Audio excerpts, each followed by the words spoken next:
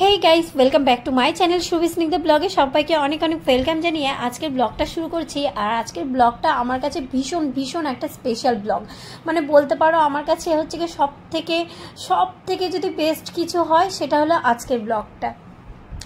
তো এটা হচ্ছে মাদার্স ডে স্পেশাল ব্লগ। আর মা হওয়ার পরেই 4 বছর হবে মেয়ের, এখনও হয়নি, 3.5 বছর বয়স মেয়ের।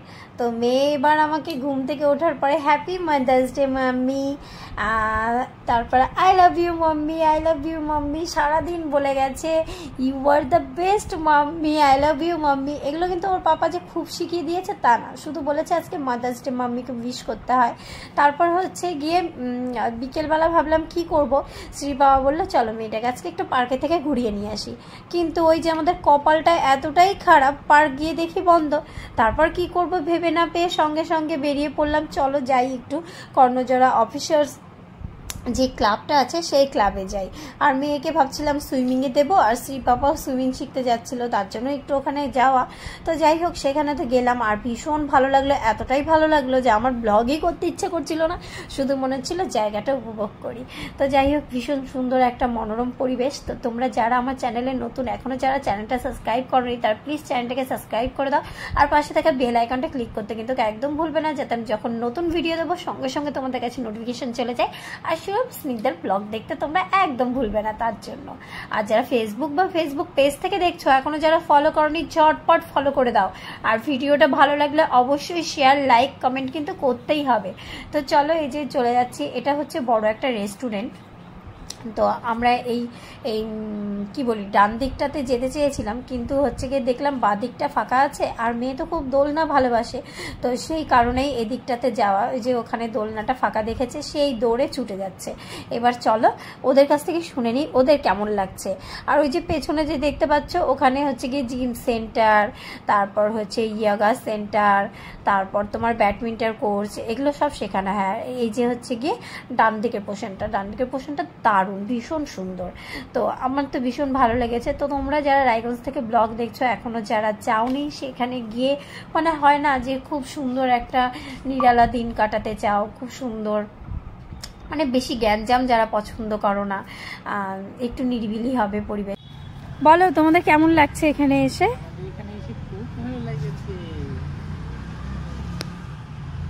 কেমন লেগেছে? এই তো এসে সবে বসলে, কি ভালো লাগলো তোমাদের?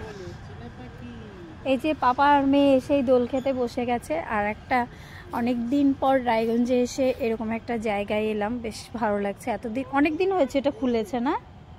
কতদিন হয়েছে এটা খুলেছে? হ্যাঁ, তো যাই হোক এখানে কখনো আসা হয়নি। কি জানো এটার নাম? এটা হচ্ছে অফিসিয়াল ক্লাব, মানে সব অফিস স্টাফগুলো আসে এখানে। দেখো ভীষণ সুন্দর লোকেশনটা, অসাধারণ একটা লোকেশন, আমার তো বেশ ভালো লেগেছে।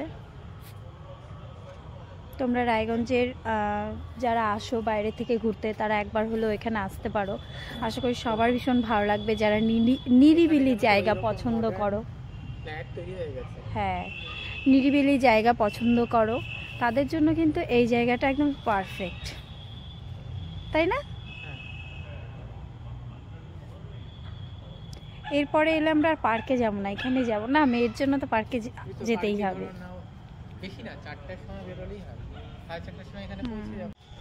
মেয়ে এসেই এটা দেখলাম, প্রথমে আছে মডার্ন মাল্টি জিম সেন্টার এখানে, তারপর হচ্ছে ইয়োগা সেন্টার, তারপর এখানে আছে ব্যাডমিন্টন কোর্ট। আর এখানে দেখো বুলবুল পাখিটা কি সুন্দর টুকটুক টুকটুক করে উঠছে, আর এসে এসে কি যে ঘুটে ঘুটে খাচ্ছে।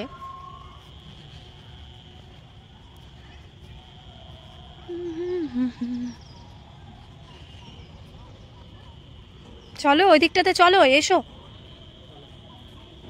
এসো বাবা, যদি না পাও দোলনা তাহলে আবার এখানে নিয়ে আসবো। আসো, ফাঁকা হয়ে গেছে, আসো মা, চলো। কফি টফি কিছু একটা অর্ডার করো। বসো, চলো। না না না,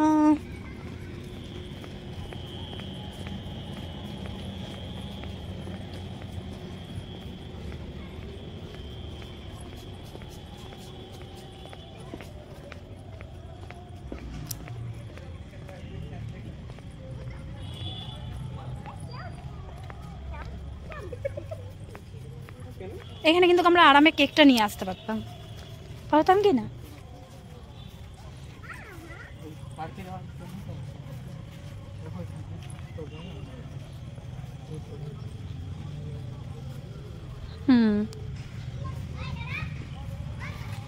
যখন তৈরি হয় তখন ওই মনে আছে তোমার এডিএম ফোন করেছিল ক্রিকেটের জন্য, নাম মনে আছে?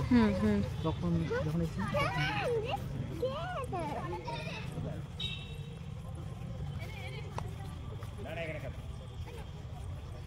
যাও স্নিগ্ধা পাহাড়ে ওঠো। হিল যাও যাও, দেখো স্নিগ্ধা পাহাড়ে উঠছে, যাও যাও।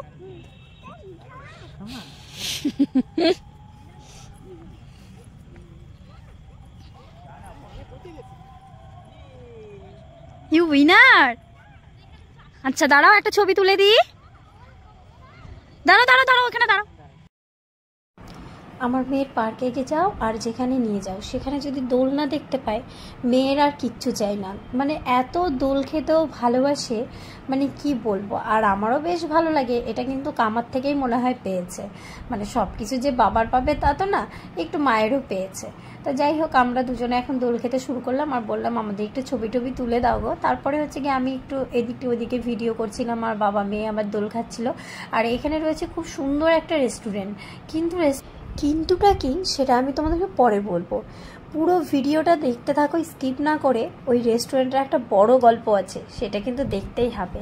তো যাই হোক, আমরা যদি কোনো পার্কে বা কোনো কোথাও যাই, তখন শ্রী পাপা যখন মেয়েকে সামলায়, তখন আমি এদিকে ওদিকে ভিডিও করে বেড়াই আর নিজের মতো একান্তে ঘুরে বেড়াই। মনে হচ্ছে যে কি শান্তি এরকম একটা ব্যাপার। আর হচ্ছে যখন আমি মেয়েকে সামলাই, তখন ওর পাপা ভিডিও করে, একটু চারিদিকটা দেখে নেয়। তাছাড়া আমাদের এইভাবে ছাড়া দেখাই হয় না। আর গাছগুলো দেখছো কি সুন্দর লাইটিং দিয়ে সাজানো, ভীষণ সুন্দর লাগছিল এখানকার পরিবেশটা। তো আমি একটু এগিয়ে যাচ্ছি, ওখানে গিয়ে বসবো আর একটু কফি খাবো বলে এই জায়গাটাতে এগিয়ে যাচ্ছি। ওদেরকে ডাকলাম, ওরা আসতে চাইছে না। তারপর যেই আমি গিয়ে বসেছি, সেই এই দেখো চলে এসছে। Happy day happy day.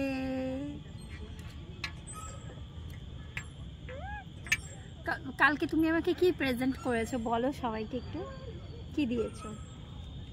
হাম করে একটা কামড় দিয়ে বলে কি mummy present, happy day mummy, happy mother's day বলতে পারে না।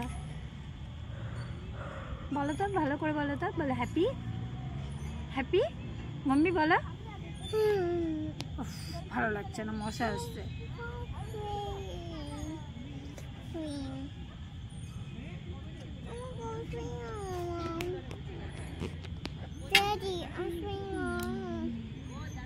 চলো এখানে জিমে ভর্তি হই। কিন্তু অত দূর থেকে আসাটাই হচ্ছে কি একটা, তাই না?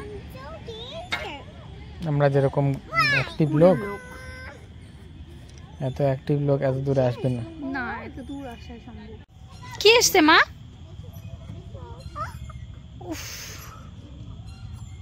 কি হয়েছে মা বলো? মশা আসছে আর ওকে কামড় দিচ্ছে। মশা। চলো শ্রীমা, এখানে মশা। চলো উঠি।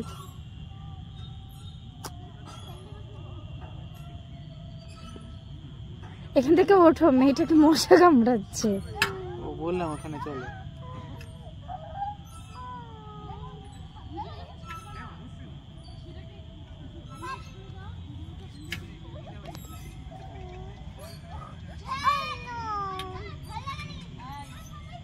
চলো মা, চলো আমরা ওদিকে গিয়ে দোল খাই। চলো তোমরা এখানে বসে থাক। আমরা এখন চলে এসেছি কর্ণজোড়া অফিস ক্লাব। আর সেখানে এই জায়গাটা, মানে এই রেস্টুরেন্টটা দেখে মনে হচ্ছে একটা রিসর্ট ফিল করছি। এটা ক্লাবটা হচ্ছে কি পুরো রিসর্টের মতো, বাট এখানে হচ্ছে কিছুই নেই, এটা বন্ধ আছে। এবার দেখো এখানে ওপরেও সেম এরকম করা আছে, এর থেকে সুন্দর।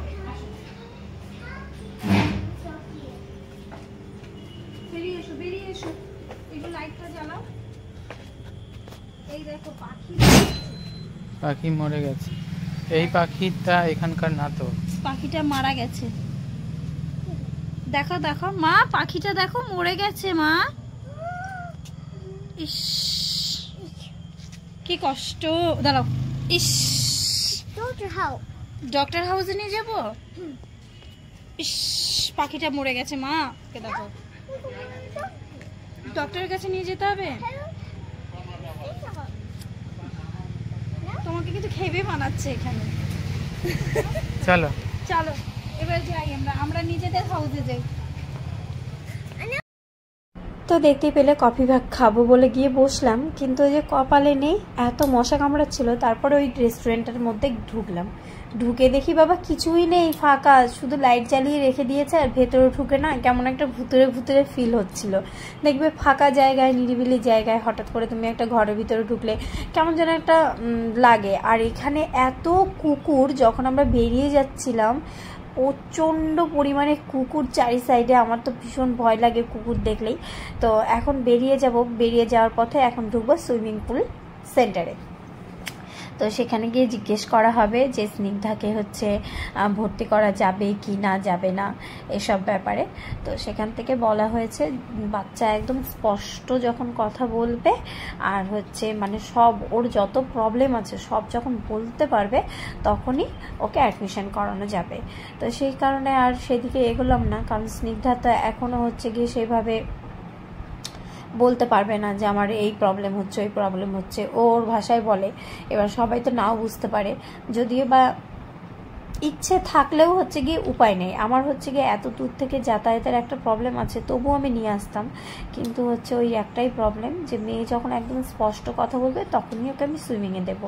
আর এখান থেকে হচ্ছে গিয়ে আমি যখন ভিডিও করছিলাম, একটা ছেলে হচ্ছে গিয়ে ওইখানে সুইমিং করছিল, তো উঠে এসে জাস্ট একটু বসেছে আর স্নিগ্ধাকে বারে বারে ইশারা করে ডাকছে আর ফ্লাইং কিসি করছে। এবার স্নিগ্ধা যেই সুইমিং পুল দেখেছে ও কি আর থামতে পারে? মন্দারমণিতে গিয়ে সুইমিং পুলে মানে নেমে ওর যে নেশা হয়েছে সেই নেশা থেকে আমি এখনো ওকে বের করতে পারছি না, তার জন্য কেমন কাঁদছে। দেখো কি হয়েছে মা, তুমি যাবে না? সুইমিং পুলে যাবে ও, এর জন্য রাগ করেছে। দেখো আচ্ছা ঠিক আছে, তুমি আরেকটু বড় হও তারপরে নিয়ে যাব মা। নেক্সট টাইম আসবো যখন তখন যাব, মামাকে নিয়ে আসবো তারপর নিয়ে যাব। হ্যাঁ মামা নেই তো, মামা না আসলে কি করে যাব?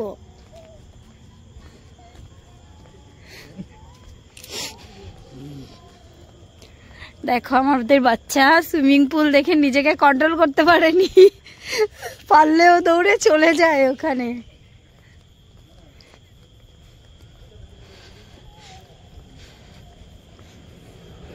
যাবো তো মা, যাবো। ও মা আবার যাব আমরা। মামা আসুক, ছোট মামা আসুক, ছোট মামা আসলেই সুইমিং পুলে নিয়ে যাব, ঠিক আছে? ওকে, মামাকে ফোন করব। হ্যাঁ, ভীষণ স্যাড হয়ে গেছে স্নিগ্ধা।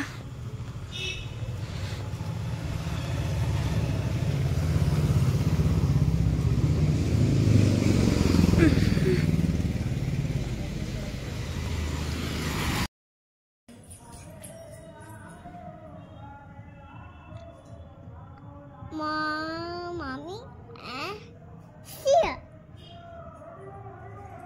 So, mama, see.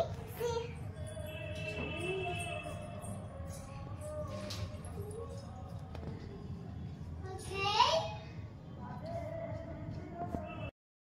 কেকটা মেয়ের পাপা অনেকদিন আগেই অর্ডার করে রেখেছিল। তো মেয়ে যখন কেকটাকে দেখছে তখন বলছে এটা মাম্মি, আর সিয়া যে বলল ওর ডাক নাম হলো শ্রী। তো ওকে আমি সবসময় শ্রী বলে রাখি। তো যখন এরকম কিছু দেখে, আমাদের দুজনের ছবি দেখে, তখন বলে মাম্মি আর শ্রী। তো এটাই ও বলতে চাইছিল। তো দেখো কেকটা তো ভীষণ পছন্দ হয়েছে, দেখেই মনটা ভরে গেল। আর ভাবছি যে আমরা কোনোদিন আমাদের মায়েদের জন্য মাদার্স ডে সেলিব্রেশন কি, কবে মাদার্স ডে তাই জানতাম না। আর আমার এই ছোট্ট পাখিটা বড় হতে না হতেই মানে জ্ঞানের নারী এখনও হলো কি না হলো তার আগে শুরু হয়ে গেছে মাদার্স ডে সেলিব্রেশন। তো যাই হোক, ভীষণ খুশি আমি আজকে। আমার মানে ভয়েস ওভার দিতে এসেও কান্না পেয়ে যাচ্ছিলাম, আমি এতটা খুশি আমি তোমাদেরকে বলে বোঝাতে পারবো না। আর একদিক থেকে খারাপ লাগছিল, যদি মা থাকতো তাহলে খুব ভালো হতো, আজকে তিনজনে মিলে কেকটা কাটতাম। তো মা তো হচ্ছে ওই কাজের মানে তার বাড়ি ছেড়ে বেরোতেই পারে না, আসবেই না। আর রোববার ছিল যেহেতু আমাদের ওখানে হাটের দিন, তার জন্য আর আসার কোনো সুযোগ নেই। তার জন্য মা মেয়ে দুজনে মিলে কেক কাটলাম আর আজকের দিনটা খুব সুন্দর কাটালাম, ভীষণ ভালো কাটিয়েছি। শুধু আজকের দিন বলে না, মাদার্স ডের আগের যে রাত ছিল সেদিন থেকেই মানে একটা মানে সেই হয় না যে কোনো একটা কারো বার্থডে নিয়ে খুব এক্সাইটেড থাকলে যেরকম হয়, আমার মেয়ে আর পাপা মানে ওর পাপা দুজনে মিলে এতটা মানে উত্তেজিত ছিল সব কিছু নিয়ে। তো এর জন্য আমি সত্যি সত্যি ভীষণ খুশি। আর শ্রী পাপাকেও থ্যাংক ইউ সো মাচ এত সুন্দর করে তোলার জন্য মাদার্স ডে। আর আমার মেয়ে তো এতটাই খুশি, দেখো নিজে না খেয়ে আগে আমাকে খাওয়াবে। তারপর বরকে বললাম যে তুমি একটু ক্যামেরার মধ্যে আসো, তোমাকে একটু দেখাই। আর এখন হচ্ছে কি আমাদের 3 জনের কেক খাওয়া হবে। তো আজকের ভিডিওটা তোমাদের কেমন লাগলো সবাই অবশ্যই কমেন্ট করে জানাবে। আর ভিডিওটা যদি ভালো লেগে থাকে তাহলে লাইক কমেন্ট শেয়ার করতে কিন্তু একদম ভুলবে না। তো এখানে কেক খাওয়ার সময় আরেকজনের কথা খুব মনে পড়ছে, সে হলো আমার ছোটো ভাই। যখনই আমরা কেক খাই বা কেক কাটি, মানে ধরো কোথাও যাচ্ছি, যেমন আমার জন্মদিনের সময় তোমার কেক কেটে আমার মাসির রিসেপশনে গেছিলাম, তো তখন আমাকে কেক লাগাতে পারিনি মুখে, কিন্তু রাত্রিবেলা 2টোর সময় বাড়িতে ঢুকেছি, তখন আবার কেক নিয়ে এসে আমার মুখের মধ্যে সুন্দর করে চপকে দিয়েছে। তো এই কেক নিয়ে খেলাখেলিটা আমাদের মধ্যে থাকেই, আর এই জিনিসটা ও থাকলে আর একটু বেশি হয়। তো ওকেও খুব মিস করছিলাম। আর আমার মেয়ে দেখছো তো, একবার পাপাকে কেক খাওয়াচ্ছে, একবার মাম্মিকে কেক খাওয়াচ্ছে।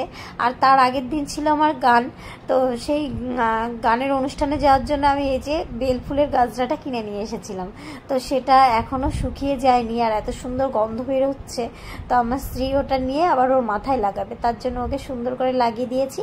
আর ওকে কেমন লাগছে তোমরা অবশ্যই কমেন্ট করে জানাবে।